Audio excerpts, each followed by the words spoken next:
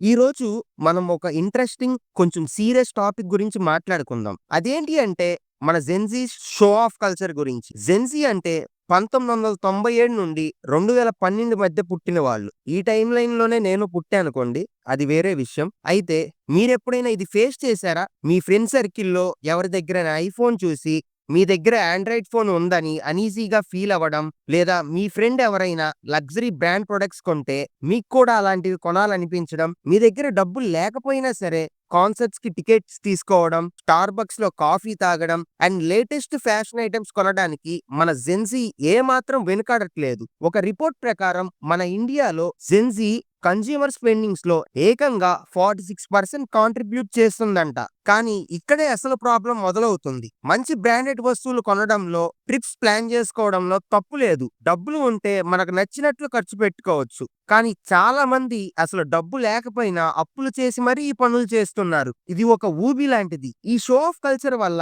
తెలియకుండానే ఈ ఊబిలో పడిపోతున్నాం. అసలు ఈ షో ఆఫ్ ఎక్కడి నుండి వస్తుంది? ఎందుకు మన జెన్‌జీ యూత్ ఈ షో ఆఫ్ కల్చర్‌కి ఇంత బాగా అడిక్ట్ అవుతున్నారు? అసలు దీనివల్ల ఏమవుతుంది? ఈ ట్రాప్ మన ఫ్యూచర్‌ని ఎలా నాశనం చేస్తుంది? దీనివల్ల మన ఫైనాన్షియల్ హెల్త్ ఎలా దెబ్బతింటుంది? ఇవన్నీ డీటెయిల్‌గా తెలుసుకుందాం. వీడియోని లాస్ట్ వరకు చూడండి. ఎందుకంటే మీరు కూడా ఈ ట్రాప్‌లో ఉన్నారో లేదో మీకు తెలుస్తుంది. అండ్ అలాగే మీరు ఏ మొబైల్ యూజ్ చేస్తున్నారో కింద కామెంట్స్‌లో చెప్పండి. నా మొబైల్ ఏంటో లాస్ట్‌లో చెప్తా. ఇక సోది ఆపేసి వీడియో స్టార్ట్ చేద్దాం. ఈ షో ఆఫ్ కల్చర్‌కి మెయిన్ రీజన్ సోషల్ మీడియానే చెప్పాలి. ఇన్‌స్టాగ్రామ్‌లు, ఫేస్‌బుక్‌లు ఓపెన్ చేయగానే మన ఫ్రెండ్స్ గాని, ఇన్‌ఫ్లుయెన్సర్స్ గాని అందరూ వాళ్ళ బెస్ట్ లైఫ్‌ని చూపిస్తారు. కొత్త ఫోన్ కొన్నారని, ఫారెన్ ట్రిప్స్ వెళ్లారని, కాస్ట్‌లీ రెస్టారెంట్‌లో తింటున్నారని ఇలా ఫీడ్ మొత్తం ఇవే వస్తాయి. ఇదంతా చూసాక మన లైఫ్ అంత బెస్ట్‌గా లేదని మనకి అనిపిస్తుంది. ఒక రీసెర్చ్ ప్రకారం సోషల్ మీడియా వాడుతున్న 67% మంది ఫైనాన్షియల్‌గా హ్యాపీగా లేమని ఫీల్ అవుతున్నారు. ఇన్‌ఫ్లుయెన్సర్స్ చేసే పనులు కూడా షో ఆఫ్ కల్చర్‌కి బాగా హెల్ప్ చేస్తున్నాయి. వాళ్ళు ఖరీదైన కారులు వాడటం, లగ్జరీ ఐటెమ్స్ చూపించడం, ట్రిప్స్ వెళ్ళడం ఇవన్నీ చూసి మనకు కూడా అవన్నీ కావాలనిపిస్తుంది. కానీ వాళ్ళు వాటిని ఎలా సంపాదిస్తున్నారో మనకు తెలీదు. వాళ్ళది ఒక బిజినెస్. కానీ మనం దాన్ని రియాలిటీ అనుకోని వాళ్ళలాగే బ్రతకాలని కోరుకుంటాం. దీని వెనుక ఒక సైకాలజీ ఉంది. మన కోరికలు నిజంగా మనవి కావు. మన పక్క వాళ్ళను చూసి వాళ్ళ దగ్గర ఏముందో చూసి మనకి కూడా అదే కావాలని కోరుకుంటాం. ఫ్రెండ్స్, సెలబ్రిటీలు వీళ్ళందరూ ఏదైనా వస్తువు వాడితే మనకు కూడా అది కావాలని స్ట్రాంగ్‌గా అనిపిస్తుంది. ఇది ఒక గ్రావిటీ లాంటిది. మనకి తెలియకుండానే మనపై పనిచేస్తుంది. దీన్నే మెమేటిక్ డిజైర్ అంటారు. ఐఫోన్ విషయంలో ఇది చాలా స్పష్టంగా కనిపిస్తుంది. అందరూ ఐఫోన్‌లు వాడుతుంటే మనకు కూడా ఐఫోన్ ఉంటే కూల్‌గా ఉంటాం. సెల్ఫ్ కాన్ఫిడెన్స్ పెరుగుతుంది. సోషల్ వాలిడేషన్ వస్తుందని అనిపిస్తుంది. కొందరు ఐఫోన్ కెమెరాలు బాగుంటాయి అంటారు. కానీ ఇప్పుడు చాలా ఆండ్రాయిడ్ ఫోన్ కెమెరాలు కూడా బాగున్నాయి. అయినా సరే ఐఫోన్ అనేది ఒక స్టేటస్ సింబల్‌గా మారిపోయింది. ఇంకో పెద్ద ప్రాబ్లమ్ ఏంటంటే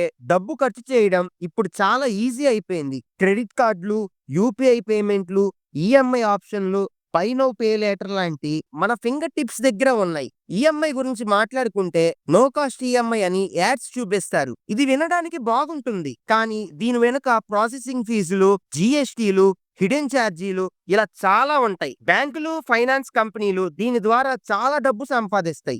ఆర్‌బీఐ స్టడీ ప్రకారం ఈఎంఐ ఆప్షన్ ఉంటే మనం 45% ఎక్కువ ఖర్చు పెడుతున్నామంట.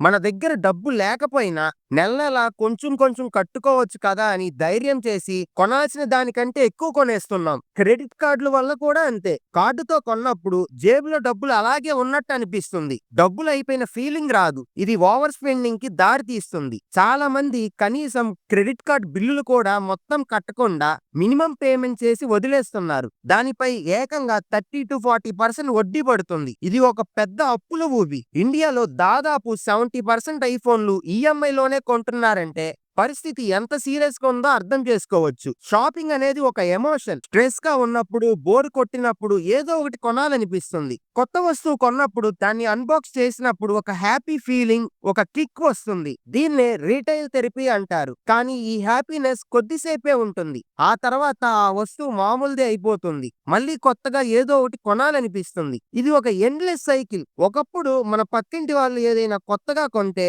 మనకు కూడా అది కొనాలనిపించేది. కానీ ఇప్పుడు మన పక్కింటి వాళ్ళు, మన చుట్టుపక్కల ఉన్న వాళ్ళు మాత్రమే కాదు, సోషల్ మీడియాలో ఉన్న అందరూ లక్షల మంది లైఫ్ స్టైల్స్‌ని మనం ఈరోజు సోషల్ మీడియా వల్ల చూస్తున్నాం. దానితో మనల్ని మనం పోల్చుకొని మన దగ్గర ఏమీ లేదని మనం వెనక పడిపోయామని ఫీల్ అవుతున్నాం. ఈ ఫీలింగ్ వల్ల ఇంకా ఎక్కువగా ఖర్చు చేస్తున్నాం. మన సాలరీస్ పెరిగినా కూడా చాలా మంది డబ్బులు సేవ్ చేయలేకపోతున్నారు. ఎందుకంటే జీతం పెరగగానే మన ఖర్చులు ఇంకా ఎక్కువ స్పీడ్‌తో పెరిగిపోతున్నాయి. దీన్నే లైఫ్ స్టైల్ ఇన్‌ఫ్లేషన్ అంటారు. నెలకు 20,000 సంపాదించే వాళ్ళు 30,000 సంపాదిస్తే అప్పటి వరకు నడిపిన బైక్ వదిలేసి కొత్త బైక్ కొనడం, సాధారణ రెస్టారెంట్ బదులు మంచి రెస్టారెంట్‌కి వెళ్ళడం, వారానికి ఒక్కసారి ఆన్‌లైన్ ఆర్డర్ బదులు 3 సార్లు చేయడం, ఇలా ఖర్చులు విపరీతంగా పెరుగుతాయి. దీనివల్ల జీతం పెరిగినా కూడా నెల చివరికి చేతిలో ఏమీ మిగలట్లేదు. ఈ షో ఆఫ్ కల్చర్ వల్ల వచ్చే పరిణామాలు చాలా దారుణంగా ఉంటాయి. క్రెడిట్ కార్డ్ అప్పులు, ఈఎంఐలు పెరిగిపోతున్నాయి. కనీసం ఎమర్జెన్సీ కోసం కూడా డబ్బులు సేవ్ చేసుకోలేకపోతున్నారు. పిల్లల భవిష్యత్తు, రిటైర్మెంట్ ఇలాంటి పెద్ద గోల్స్ గురించి ఆలోచించడమే మానేశారు. ఈ రోజు ఎలాగోలా నెట్టేయడం మీదనే మన ఫోకస్ అంతా. అందరిని చూసి వాళ్ళలాగే ఉండాలని కోరుకోవడం వల్ల ఒక విధమైన ప్రెషర్, టెన్షన్ పెరిగిపోతుంది. బయట సంతోషంగా ఉన్నట్లు చూపించుకోవడానికి ప్రయత్నించి లోపల మాత్రం ఒంటరిగా, అశాంతిగా ఫీల్ అవుతున్నారు. మరి ఈ షో ఆఫ్ ట్రాప్ నుండి ఎలా బయటపడాలి అనుకుంటున్నారా? దీనికి ఇప్పుడు నేను కొన్ని పాయింట్స్ చెప్తా. అవి ఫాలో అయితే చాలు. పాయింట్ నంబర్ 1, సోషల్ మీడియా వాడకం తగ్గించండి. సోషల్ మీడియాలో కనిపించేదంతా నిజం కాదు. కేవలం బెస్ట్ మూమెంట్స్ మాత్రమే చూపిస్తారు. వేరే వాళ్ళ లైఫ్ స్టైల్ చూసి మీ లైఫ్ ని పోల్చుకోవడం మానేయండి. ఇది మీకు ఒంటరితనాన్ని, అశాంతిని కలిగించడమే తప్ప ఇంకేమీ చేయదు. పాయింట్ నంబర్ 2, మీ కోరికలను ప్రశ్నించుకోండి. మీరేదైనా కొనాలనుకుంటున్నప్పుడు అసలు అది మీకు నిజంగా అవసరమా? లేక ఎవరో కొన్నారు కాబట్టి మీకు కావాలనిపిస్తుందా? మీకు అవసరమైనవి ఏంటి? కోరికలు ఏంటి అనేవి తెలుసుకోండి. మీ ఫైనాన్షియల్ సిట్యుయేషన్ ని బట్టి ఖర్చు పెట్టుకోండి. పాయింట్ నంబర్ 3, ఈఎంఐ ట్రాప్ లో పడకండి. అవసరం లేని వస్తువుల కోసం, చిన్న చిన్న వాటి కోసం ఈఎంఐలు అసలు వాడకండి. మీ దగ్గర క్యాష్ ఉంటేనే ఆ వస్తువుని కొనండి. లేదంటే మీరు దాన్ని నిజంగా అఫోర్డ్ చేయలేనట్లే లెక్క. ఈఎంఐ అనేది ఒక పెద్ద money trap. Point number 4, budget plan చేసుకోండి. మీ ఇన్కమ్ ఎంత, ఎక్కడెక్కడ ఖర్చు పెడుతున్నారు, ఇవన్నీ ట్రాక్ చేసుకోండి. మీ బడ్జెట్ ప్లాన్ చేసుకుంటే అనవసర ఖర్చులు తగ్గుతాయి. పాయింట్ నంబర్ 5, ముందు మనీని మీకోసం సేవ్ చేయండి. జీతం రాగానే ఖర్చు చేసే ముందు కొంత డబ్బుని సేవింగ్స్ లేదా ఇన్వెస్ట్మెంట్స్ కోసం పక్కన పెట్టండి. ఫ్యూచర్ అవసరాల కోసం, ఎమర్జెన్సీ ఫండ్ కోసం డబ్బు దాచుకోవడం చాలా ముఖ్యం. ఇవి కూల్ గా అనిపించకపోవచ్చు, కానీ ఇవే మిమ్మల్ని సేఫ్ గా ఉంచుతాయి. ఇక పాయింట్ నంబర్ 6, నిజమైన సంతోషం దేనిలో ఉందో ఆలోచించండి. వస్తువుల ద్వారా వచ్చే ఆనందం కొంచెం సేపు మాత్రమే ఉంటుంది. మీ స్కిల్స్ పెంచుకోవడం, ఏదైనా నేర్చుకోవడం, ఇలా మీపై మీరు ఇన్వెస్ట్ చేసుకోండి. ఇది మీకు నిజమైన కాన్ఫిడెన్స్ ఇస్తుంది. మీ సెల్ఫ్ వర్త్ ని మీ దగ్గరున్న ఫోన్స్ తోనో, షూస్ తోనో కాదు, మీరు చేసే పనులతోనే నిర్ణయించుకోండి. మీరు మీ పనితో, మీ ప్రవర్తనతోనే ఇతరుల నుండి రెస్పెక్ట్ పొందగలరు. ఈ రోజు మనం చూసే షో ఆఫ్ కల్చర్ అనేది కేవలం డబ్బు ఖర్చు చేయడం కాదు. ఇది మన మానసిక స్థితిని, మన ఫ్యూచర్ ని ఎఫెక్ట్ చేసే పెద్ద సమస్య.